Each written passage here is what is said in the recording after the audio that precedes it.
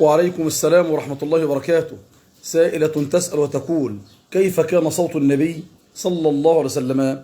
قلت: في وصف حديث أم معبد وفيه: رأيت رجلا وسيما قسيما في صوته صحل أو صحل، وفي عنقه سطع، وفي عينيه دعج.